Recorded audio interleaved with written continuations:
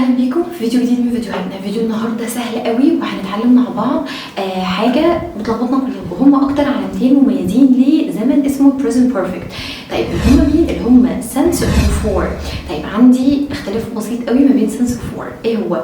since معناها منذ، حلو. طيب we for معناها لمدة. طب ده يفرق؟ المعنى اللي بالعربي ده مهم جدا جدا جدا في ان انا افهم ايه اللي هيجي ورا since وايه اللي هيجي ورا for. طيب هي since دي هيجي وراها ايه؟ since بيجي وراها specific time. يعني ايه specific time؟ يعني وقت محدد. ايه ده الكلام ده؟ شايفه انا عملت ايه؟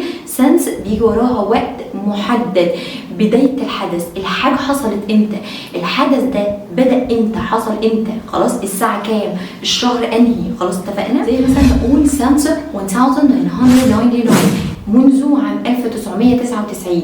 ودايما الكلام ده هتلاقيه مثلا على المنتجات، هتلاقي مكتوب since والايه والشركه مبينه هي بدات امتى، يعني الحدث ده حصل امتى، الشركه دي فتحت امتى، خلاص.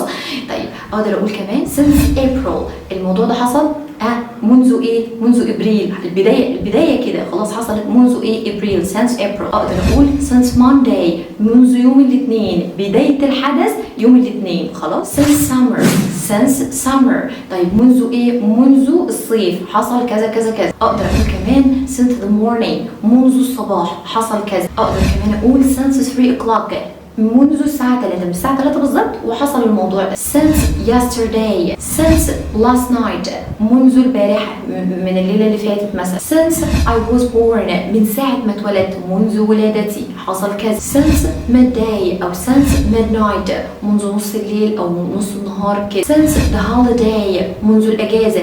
يبقى بالراحة since بيجي وراها إيه؟ since بيجي وراها بداية محددة، خلاص اتفقنا.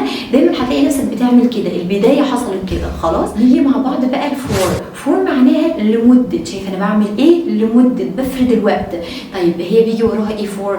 فور بيجي وراها period of time. يعني ايه period of time؟ يعني فترة من الوقت. ازاي؟ زي مثلا اقدر اقول for centuries، لمدة قرون، الموضوع ده بيحصل بقاله كذا قرن. for 10 years، لمدة 10 سنين. اقدر اقول for 5 months، لمدة 5 شهور. for 20 days، لمدة 20 يوم. for 3 hours، لمدة 3 ساعات. for 10 minutes أو seconds. for ages، لوقت طويل. for a couple of days، لمدة يوم. أقدر كمان أقول for several days. أقدر كمان أقول for a long time، لمدة طويلة خالص بيحصل كذا. خلصت الكلام.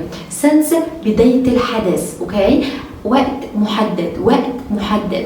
فور المدة بتاعت الحدث كانت قد ايه، واخد بالك انا بعمل ايه؟ يبقى عرفنا الفرق بين since و for. اتمنى الفيديو يكون عجبك وكان مفيد ليك.